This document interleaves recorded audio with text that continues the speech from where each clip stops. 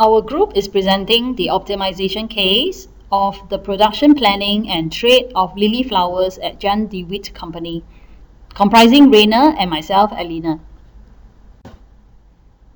Let's start with a quick introduction.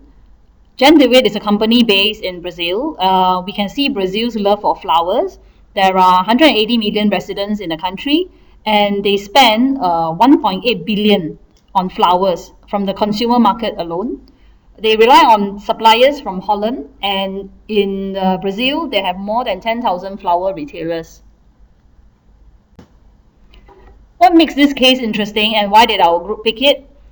We see that the entire lily flowers business is very complex. There are a lot of players in the value chain, for example, ranging from flower retailers to the end customers to bulk wholesalers, bulk producers that's in Holland, and then the wholesale marketplace, flower producers, and as well as key wholesalers like Wheeling and Holland-Bra.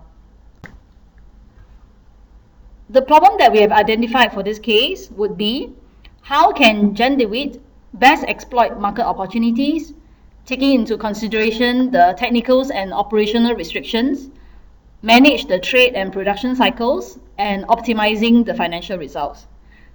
So the objective here would be really how can a company maximize their business revenue and the contribution margin.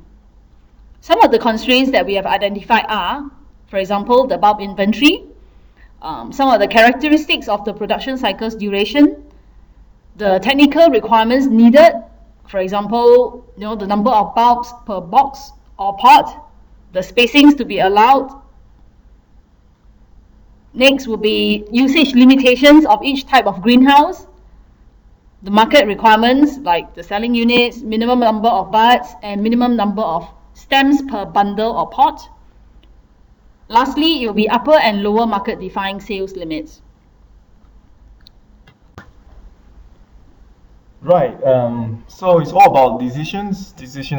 So we, both of us, has actually picked up some of the items here, and if you read from the top, we talk about the some of the elements that will affect decision. One is the conditions, one is the weekly sales quantity, the pricing of each lily variety, and which one to buy at the right time, and also planting the right lily at the right time and to exploit the peak period, especially like Mother's Days or Valentine's Days. So the flow chart here you could actually see essentially is taken off from the case, and we just want to point out that this is based on linear programming applied to the flower sector, and the entire structure has exhibit a decision support system. So let's talk about the scale of the problem. So this company has a majority of the flowers that comes from Brazil, very competitive market, and they start growing, distributing lilies on a small scale since 1992, and by the year 2000 it has grown to about 19,000 square meters of greenhouses, 1,000 square meters of cold storage rooms, and around 30 employees. So to produce lilies, the company will import as many as 3.5 millions of bulbs, and this comprising of 50 different varieties. So each variety has its own unique planting, germination, temperature, and growth specification. So the bottom line is, this is a scheduling nightmare in which Jan de Wit Company had to juggle the correct planting of the right bulbs during the right week in the right greenhouse environment to meet projected market demand, which, by the way, fluctuated wildly. So these are pictures of some of the key actors in the case. So let's talk about difficulties in building this optimization model and solving this problem.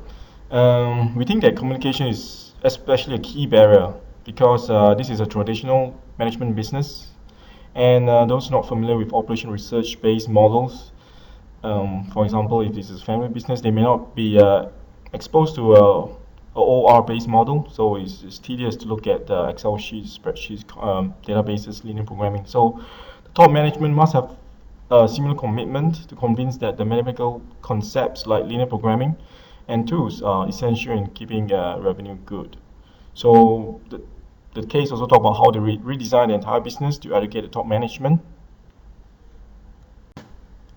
Conclusions and managerial impact of research. Essentially, we have identified 6 bubbles here, And together with the linear programming and then the DSS system, we think that these 6 bubbles actually improve the revenue of the company, the size, bulk, and the specific type of business. Success of this LP model was being explained, the quantifiable benefits, and the whole knowledge cycle, transferability potential, and the not so traditional environment, and also operational research application. Results. Again, from the case, in summary, you can refer to the table below. With this model, just within a year, you can see that income from operation increased by 60%, and income from operation in percentage of sales increased by 26%, and the return of owner equity is an enormous 50%. So again, what are conclusions and impact of this research? Again, from the case, we managed to point out that from some of the elements, as you can see from these 2 tables, the quantities of pots actually increase. Revenue obviously increased due to the number of pots increase, and the unit average price remains the same. And on the right, you can see that the percentage change in revenue, variable cost, the CM contribution margin, fixed costs, essentially has some variances. So with that, we close the presentation of our case. Thank you. Thank you.